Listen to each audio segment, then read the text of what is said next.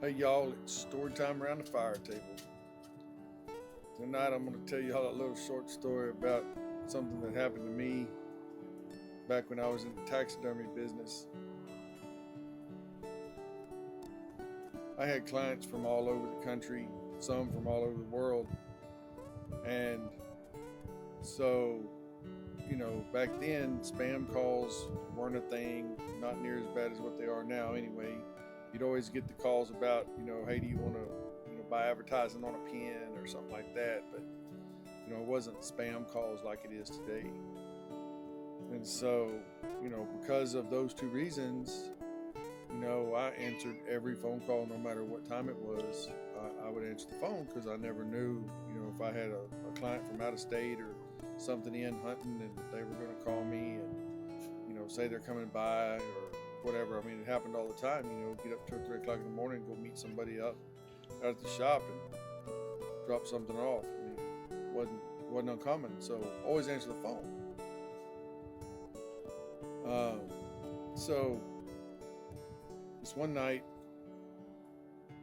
I was already in bed. Wasn't asleep, but I was already in bed, laying down, watching TV, and relaxing for the evening. And phone rings. And this is landlines. Back then, this tells you how long ago this was. I had a landline. And so, phone rings. I answer it. Taxidermist. And there's this lady on the other end of the line. And she starts in with her spill. And it didn't take me very long to realize that she was a recruiter for PETA.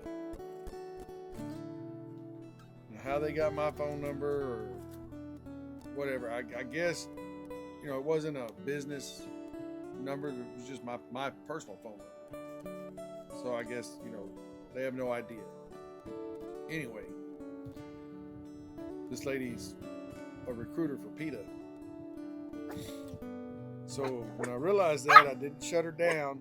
I just let her continue on and let her, get it all out and everything. So she does, and at the end of her little spiel there and stuff, she says, "Doesn't this sound like a really good organization? Wouldn't you like to be a part of this?" And I said, "Ma'am," I said, "I'm already a member of PETA." She said, "You are? Well, I don't have you on my rosters list." And I said, "Well, maybe there's some confusion. Which organization are you referring to?" And she said, "Well, PETA, People for the Ethical Treatment of Animals." And I said, "Well, that's it." I said, "That's the problem." I said, "I know what the problem is." She said, "Well, what's that?" And I said, "Well, I'm a member of the other PETA."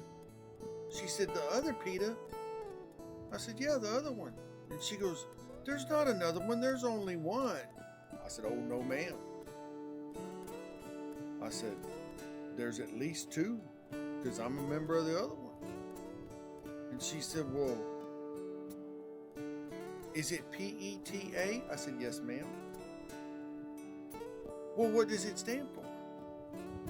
And I said, "It stands for People Eating Tasty Animals." I thought she was going to have a heart attack right there on the other end of the phone. She's like, "Oh my God. And she starts stammering, and I was like, ma'am. I said, "Did you not hear what I said when I answered the phone, or how I answered the phone?" She goes, "Well, I couldn't understand what you said."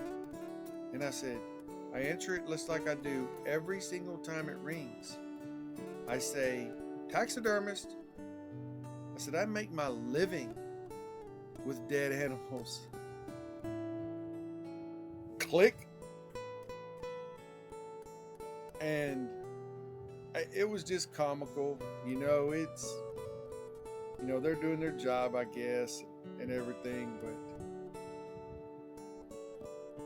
you know, I won't get into the, you know, I mean, y'all know how I feel. I'm sure y'all feel the same way. If you're, you know, if you're watching these videos and enjoying these videos, you know, you're on my side of the fence on this one and everything. And you know, it's just comical that a recruiter for PETA would be calling, you know, somebody that's a taxidermist. I just kind of wonder how many times that happens. You know, or have y'all ever been called by PETA, you know, trying to recruit you, and you know, and how did you handle it? You know, leave that in the comments. I'd like to know.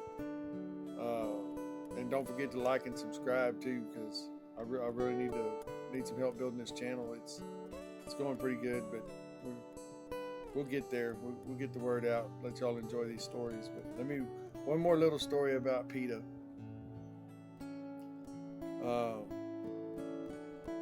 We used to hunt. There's a national wildlife refuge down on the coast south of me, and we used to hunt down there all the time. And the way they had it set up was county road dead-ended into the park there, and so they had closed gates. So they'd run bow hunts. They'd run, I think, 15 days or 14 days. No, it was 9 days. It was 9 days. I think. Anyway, doesn't matter. Anyway, they ran bow hunts. First part of bow season down there on the refuge, and people would set their campers and their tents up in the ditches, the real wide ditches on that county road. One of them up to a barbed wire fence, and then there was the bluff on the other side of that fence. It was the bluff going out to the bay, and so everybody would camp up and down the side of that road. And word got around that PETA was coming to protest this hunt. And you know, everybody gets there a day or two early and sets up camp and all that kind of stuff. And they actually let you go in early and scout.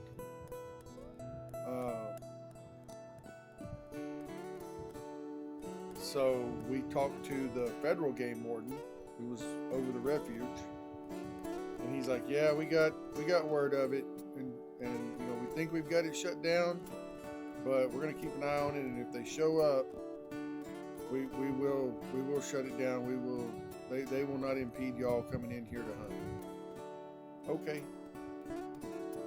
So sure enough, they didn't show up. I guess that whatever the federal game wardens or whatever they did deterred them, and they didn't come. But little town I live in, Victoria,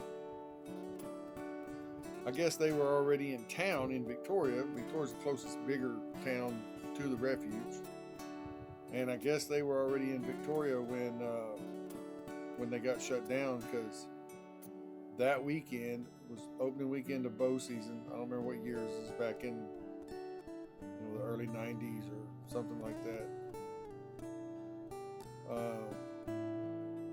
No, I guess it was the late 90s, mid to late 90s. Anyway, I guess they got shut down. They were already in Victoria, opening weekend of bow season. So they decide they're going to go protest in front of KFC. So they do. They get, you know, 8 or 10 or 15, ever how many of them there was, and they get their little picket signs. They go protest in front of KFC. A few days later, it came out in the paper. Local KFC has record-breaking numbers due to animal activist protests. So I thought it was kind of funny, you know. I mean, you know, you want to come into Texas and into a hunting community, and and wave your little protest signs around and stuff. We're gonna find ways to get back that are not violent, that prove our point way more than you proved yours. So it was pretty comical that you know, KFC had their biggest day of the year that day. And it was because people wanted to know what it was, and then when they saw what it was, they got mad about it, so they went and spent some money at KFC. You know? I mean, it's just simple. There's a lot of ways to get around, you know, those kind of people and that kind of thing. You know, I used to teach hunter's ed, and one of the things that we taught in hunter's ed was, you know, about ethics and, you know, when to tell stories, when to not tell stories. And I'm going to do a little video on that that'll relate back to this video in the near future, because they just kind of go hand in hand and stuff. But I'm kind of running out of time tonight, so we'll catch y'all on the next one. Night, y'all.